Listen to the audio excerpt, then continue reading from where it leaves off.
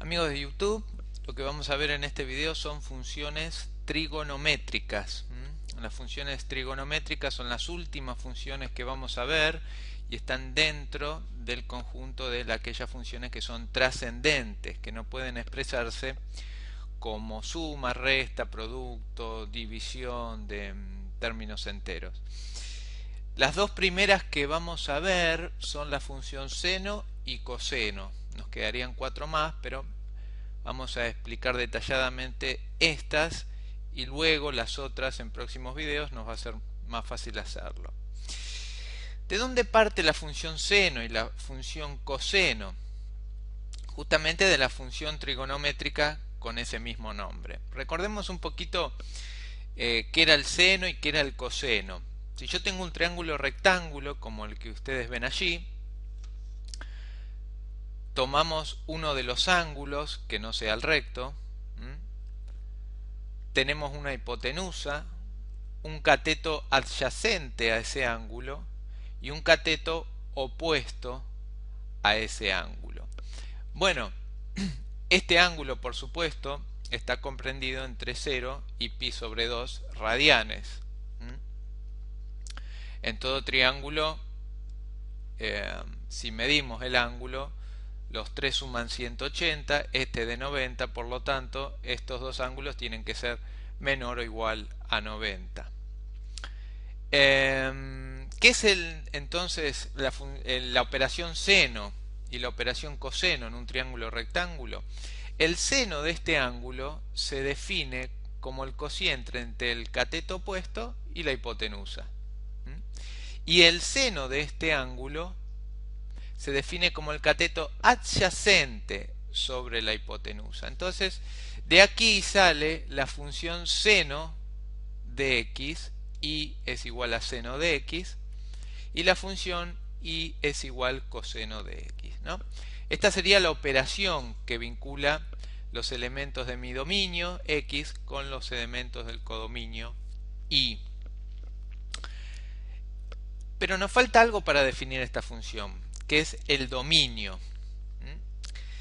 Como operación, ¿no? Como operación aplicado a un ángulo de un triángulo, el ángulo puede tomar valores, como vimos, de 0 a pi sobre 2. Entonces uno podría creer que el dominio de esta función está restringido a ángulos de 0 hasta pi sobre 2, porque ese es el valor que puede tomar el ángulo en un triángulo rectángulo. Entonces uno escribiría esto, que la función está definida del intervalo 0 a pi sobre 2 y va hacia los números reales. Sin embargo, esto no es así. La función seno se define para todo número real y no solo para un intervalo. Vamos a ver entonces por qué podemos expresar el dominio de la función así. Vamos a ver cómo está definida esta función para poder definirla en todo el intervalo real. Lo primero que tenemos que considerar es una circunferencia con radio 1, un vector unitario, que sería el radio de la circunferencia, ubicado en cualquier parte de la circunferencia, que va a formar un ángulo X a partir de este segmento. ¿Está bien? Vamos a analizar este caso primero. Fíjense que se forma un triángulo rectángulo entre la circunferencia unidad y este segmento.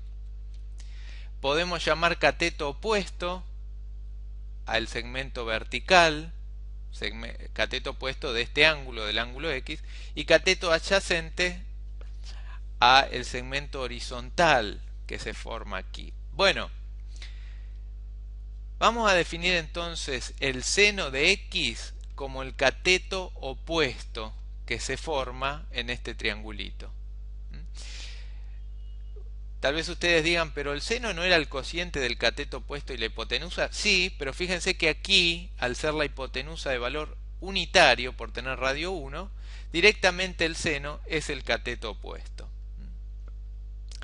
Y el coseno, como el cateto adyacente, por la misma razón que antes. Ahora bien, vamos a analizar qué pasa si este x está comprendido entre 0 y pi sobre 2, es decir, si trabajamos en este primer cuadrante. Si trabajamos en este primer cuadrante, van a pasar dos cosas. La primera es que el cateto adyacente va a tomar valores mayores a 0. ¿Está bien?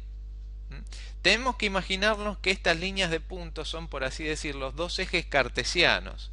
Entonces, dependiendo de dónde se ubiquen mi cateto opuesto y mi cateto adyacente, van a tener estos valores positivos o negativos.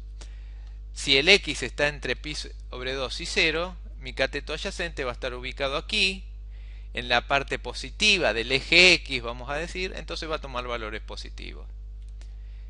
Por consiguiente, el coseno, que es el cateto adyacente, va a tomar valores positivos. Y sucede lo mismo con el seno. El cateto opuesto es mayor a 0, es positivo, porque está ubicado en la dirección del semieje positivo de la así. Por lo tanto, el seno va a tomar valores positivos.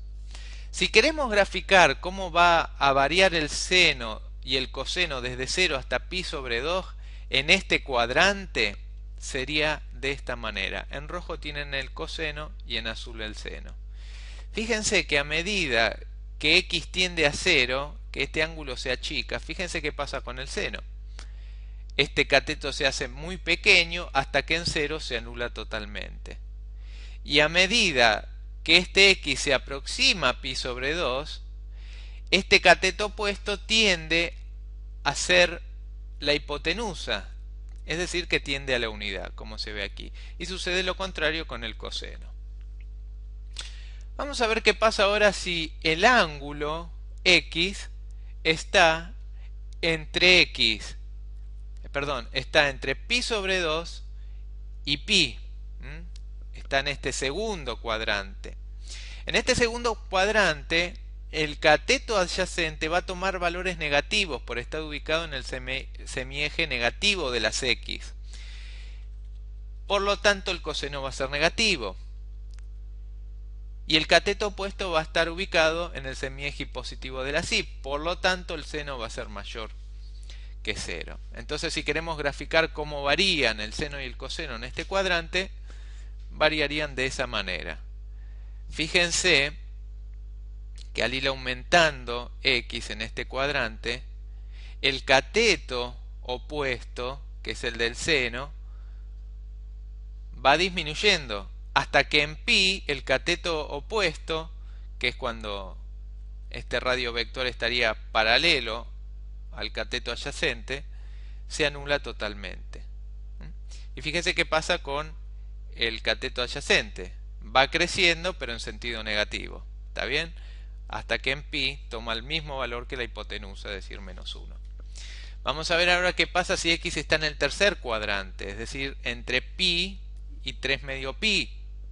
Aquí lo que pasa es que tanto el cateto adyacente como el opuesto toman valores negativos, por estar en el semieje negativo de las y el cateto adyacente en el semieje negativo de las x. Entonces, tanto el coseno como el seno van a ser negativos. Y aquí lo vemos en el gráfico. Fíjense qué pasa con el seno. El seno en pi valía 0, porque el cateto opuesto estaba anulado. Pero a medida que crece este ángulo y se aproxima a pi sobre 2, el seno empieza a crecer, el cateto opuesto empieza a crecer, hasta que en 3 medio de pi toma el valor de 1, menos 1, perdón. Y lo contrario pasa con el coseno. Y finalmente en el último cuadrante, cuando x está entre 3 medio de pi y 2pi, el cateto adyacente es mayor o igual a 0 y el opuesto es menor a 0. Por lo tanto, el coseno es positivo y el seno es negativo, como lo vemos aquí. Fíjense qué pasa con el seno.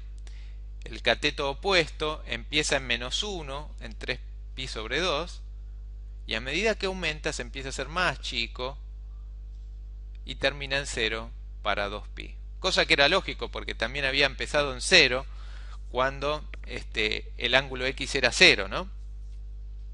Así que si tendríamos que graficar los 4 cuadrantes juntos, es decir, cómo varía la función de 0 a 2pi en un mismo gráfico, tenemos esto.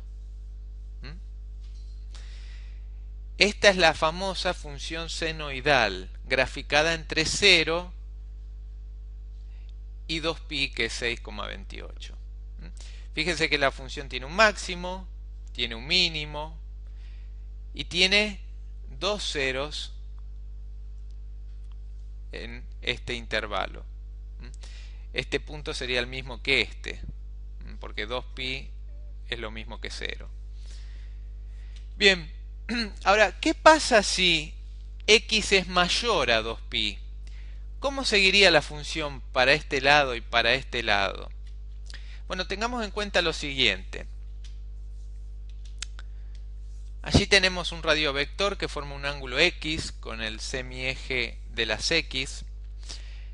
Ahora fíjense lo siguiente, ¿qué pasa si, bueno, genera un cateto opuesto y un cateto adyacente? Ahora, fíjense, ¿qué pasa si a x le sumo yo 2pi? ¿Qué va a suceder? Bueno, sumar 2pi a x es sumar una vuelta completa a partir de x. Entonces, si yo le sumo una vuelta completa a partir de x, ¿dónde voy a estar?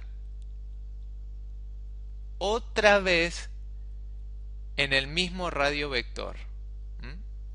Otra vez en el mismo radiovector. Por lo tanto, el cateto opuesto que se va a formar y el adyacente van a ser iguales. Entonces, fíjense lo que sucede. La función, ya sea el seno o el coseno, y cualquiera de las que vamos a ver trigonométricas de aquí en adelante, en x más pi sobre 2 valen lo mismo que en x. Y así podemos ver que hay infinitos puntos del dominio que generan el mismo cateto opuesto y el mismo cateto adyacente.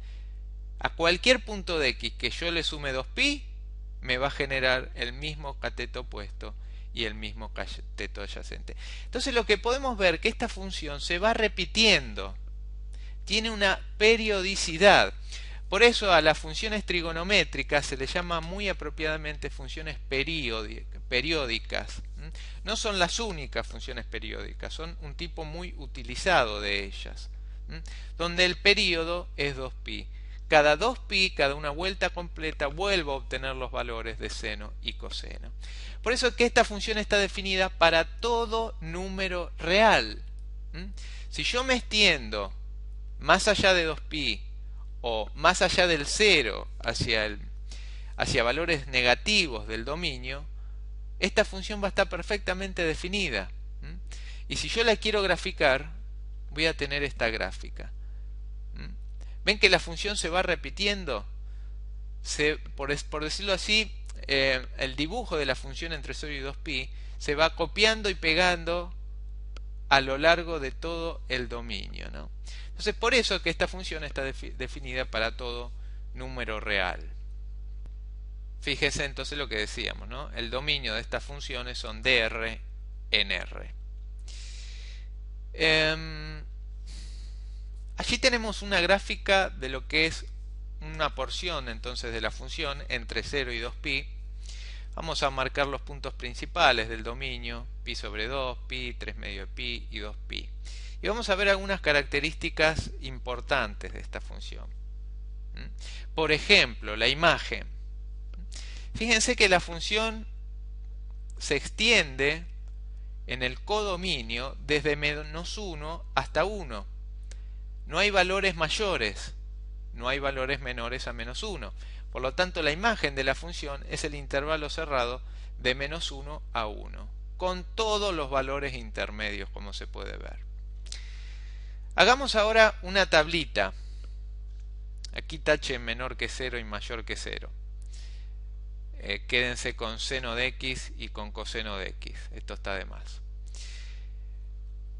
Vamos a analizar los ceros de la función. ¿Qué podemos decir de los ceros del seno?